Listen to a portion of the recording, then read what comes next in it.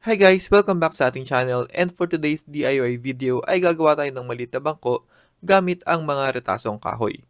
I-upgrade din natin ang ating toolshed, mag-install tayo ng pegboard, and i-assemble natin ang binili nating drawer from IKEA.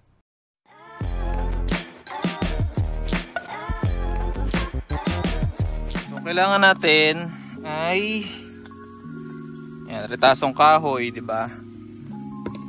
Pagagawa tayo ng bangko. So retasong kahoy, ito, meron ako niyan, plyboard, tsaka ito, plywood. Yan lang, so magdedepende sa kung gaano kalaking size ang bangko na gusto nyo. Tapos, kailangan natin ng wood screw. Ito, wood screw to, ito, metal screw. Pagka magkakabit kayo ng wood sa metal, yan, ito yung gamit. Ito yung kailangan natin, wood screw. So, pahabayan ng pahaba na size. Tapos, ito, mga ano lang to, tawag dyan, optional drill. Ito pang pilot hole natin. Ito naman, gamit ko pang screw siya. So, pwede nyong gamitin. Mag-screwdriver na lang kayo kung wala pa kayo nito. Pero sobrang useful niyang drill. Tsaka ito, circular saw. Wala kayong circular saw, pwede ding lagaring kahoy. Yan, pero mas madali ang buhay pagka merong ganito. Yan, usually nagre-range ito mga 12 volts na tools na to, nagre-range from 5,000 to 7,000 pesos. Depende sa sale. Pwede nyo abangan siya sa Shopee or sa Lazada. Ano pa bang gagamitin natin? Wood glue. Yan, gagawa tayo ng bangko. Tapos ito ang aking rail. Ano tawag ito? Guide rail. Guide rail siya ng circular, so para pantay yung ating para pantay yung pagkat natin. Pero kung magaling kayo pagka-cut ng pantay, kaya din yan sa lagaring kahoy. Tapos ito din L square para pantay din naman yung pagguhit natin, pagputol. Yan. Okay? So yan, so una simulan natin naka-basic yung sukat. Kailangan alam niyo yung sukat. So ito, ika-cut natin to in 3 equal parts. Pero sobra to sa kailangan natin eh. Mag-aano lang ako dito ng mga 21 cm. Tigta 21 cm. Yan ba to? Yan, sa may 8 tayo. 21 cm. Okay.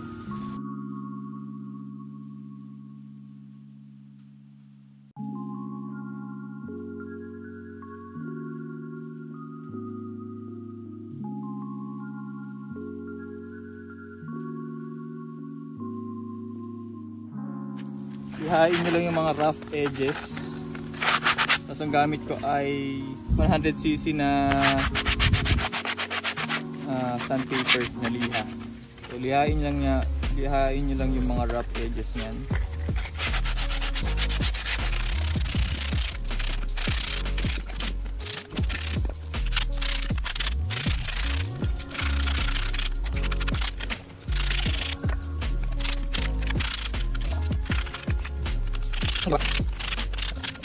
Gagawin natin, papatong natin to dito, papagdikitin natin siya. Pangit pala to. Ano sa ilalim siya. Yan. Gagawin natin, papatong natin to. Gamit tayo ng wood glue para magdikit siya. Tapos para temporary siya magdikit, kailangan natin siya i-pilot hole and lagyan ng screw. So, yun yung gagawin natin.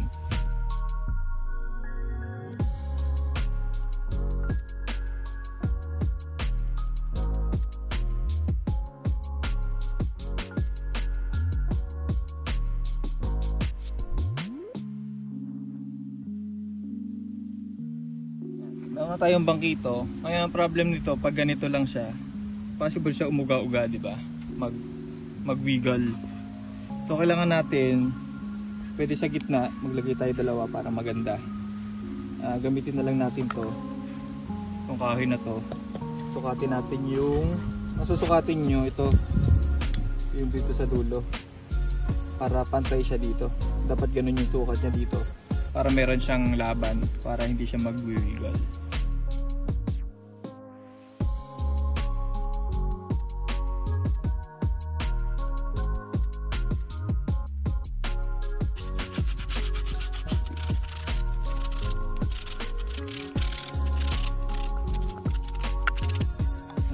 lalagyan natin yan dito.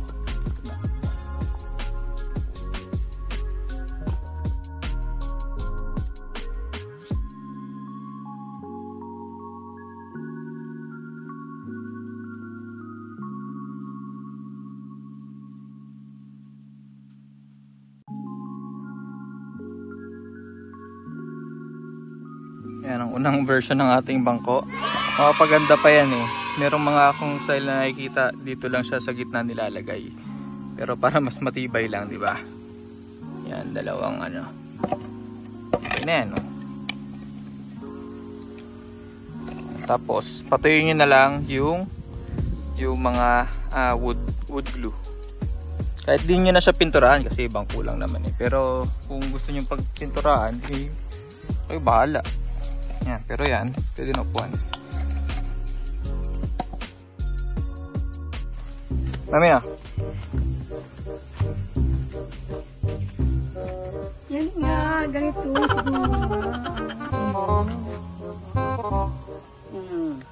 Okay na? Diba? O yan, okay ang taas niya.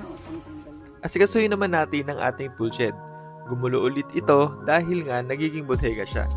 Ayusin natin to, may mga binili akong pegboard sa Lazada. Lagyan natin dito sa gilid para maayos yung lalagyanan niya.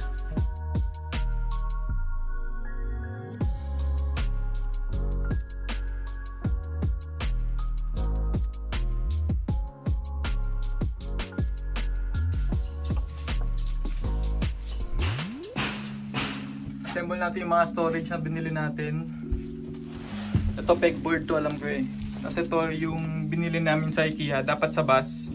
Pero may nabili na kaming mas appropriate sa bus, kaya dito na to sa ating tool shed.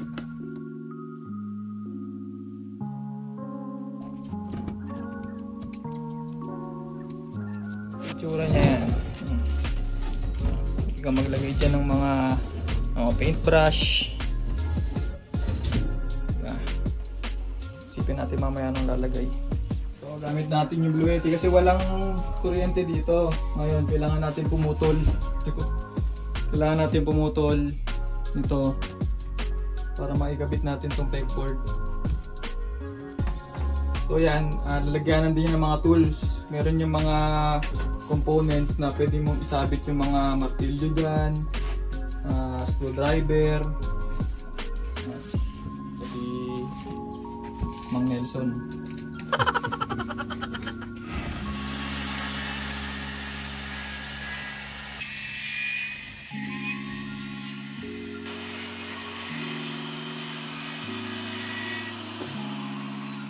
Ito na yung mga naputol namin na 2x2 para may makakagatan ng ating pegboard. Ito naman at sinusukat at minamarka namin kung saan namin kailangan butasan ang pegboard.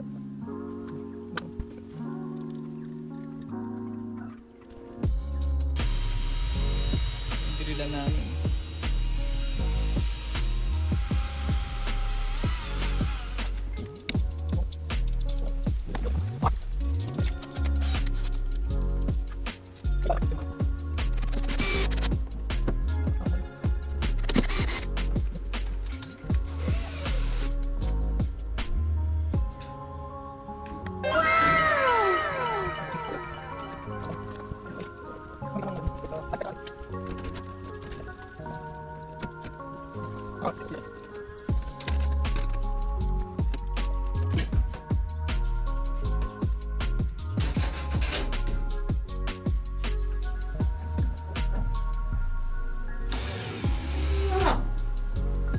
Siguro yan.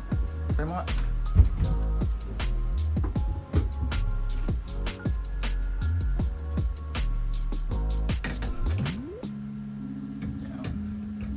Yan. Bili ako nito 4. Yan. Lagyan natin ng mga hooks.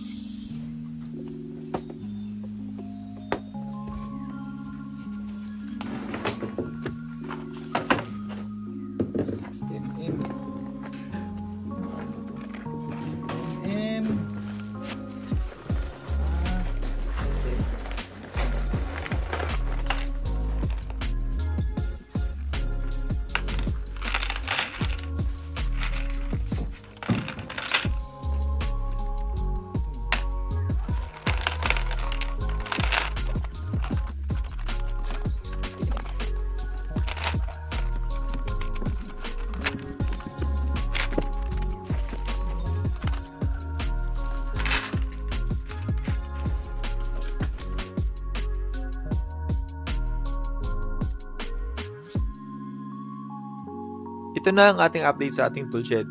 Nakapag-install na tayo ng pegboard, although hindi ko siya masyadong type. Plano ko sanang bumili ng madami pero parang mas maganda pa din yung quality nung nasa IKEA.